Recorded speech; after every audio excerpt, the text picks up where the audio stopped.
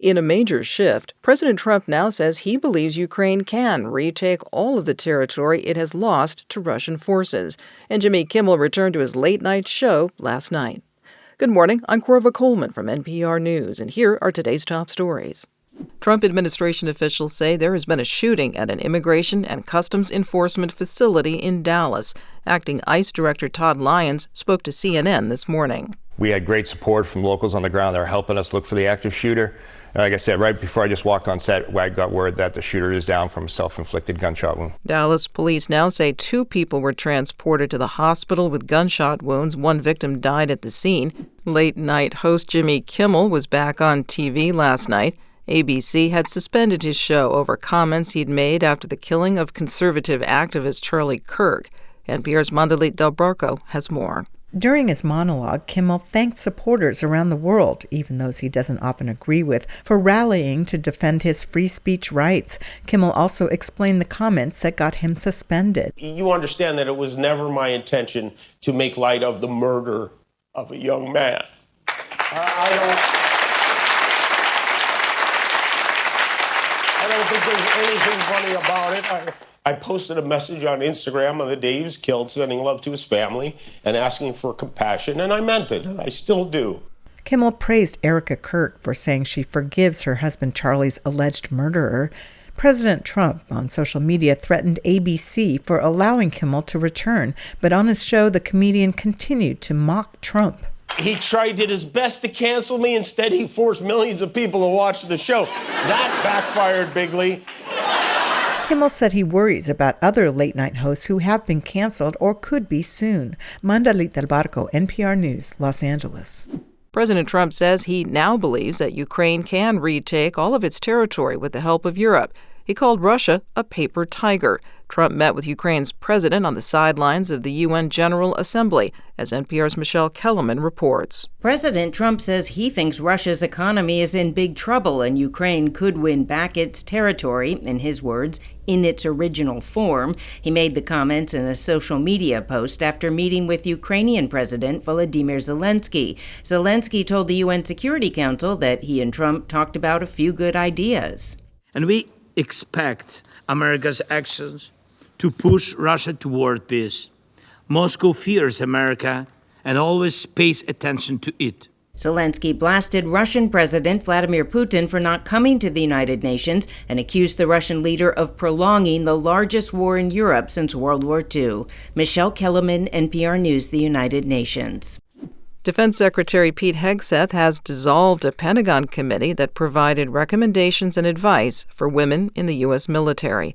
The department spokeswoman says the committee focused on a divisive feminist agenda that hurts combat readiness. The agency committee was created in 1951. The Military Times newspaper says the committee has recently focused on military women's well-being, including sexual assault prevention. Pediatricians and other health experts across the U.S. are responding to President Trump's warning linking the use of Tylenol to autism. NPR's Allison Aubrey has more. There is no evidence that taking Tylenol while pregnant causes autism in children, which the FDA has acknowledged. Dr. Nicole Baldwin is a pediatrician who says Tylenol has been shown to be safe, and left untreated, high fevers can cause complications for the mother and the fetus. We don't want parents to just tough it out. We want moms to be treated. Some studies have pointed to a link between autism and Tylenol, but these correlations could be a fluke or a coincidence. Baldwin says both shark bites and eating ice cream increase in summer, but that doesn't mean that one causes the other. She says correlation is very different from proving that something causes harm. Allison Aubrey, NPR News. Jurors in Florida have convicted Ryan Ruth of trying to assassinate Donald Trump last year at his golf course in southern Florida. NPR's Greg Allen reports Ruth represented himself in court but was convicted on all counts. The jury deliberated just 2 hours before returning their verdict. Ruth, they said, is guilty of attempted assassination and 4 other counts, including assaulting a federal officer, the Secret Service agent who spotted and fired on him at his hiding place at Trump's golf course. Upon hearing the verdict, Ruth tried to stab himself with a pen before federal marshals quickly subdued him. NPR's Greg Allen reporting. Ruth will be sentenced in December. He faces life in prison. The Secret Service says it thwarted a hidden operation that could have devastated cell towers throughout the New York City area. This involved more than 100,000 SIM cards. These are usually tucked into mobile devices like cell phones, but these were placed in multiple sites around the city. Cybersecurity expert Jordan Ray Kelly explains these are SIM farms. It essentially operates like hundreds of thousands of cell phones in one place doing things at massive scale. That means the operation could have cut off communication to millions of people. It's not clear who did this or whether it was intended to spy on the UN General Assembly. Federal Reserve Chair Jerome Powell says many companies in the United States are cutting back on hiring. That's because of the economy's uncertain outlook.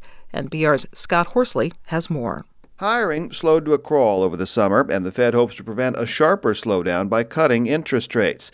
The central bank's still keeping a watchful eye on inflation, though. Fed Chairman Jerome Powell told an audience in Rhode Island that President Trump's tariffs have already resulted in some price hikes, and more are expected. Uncertainty around the path of inflation remains high.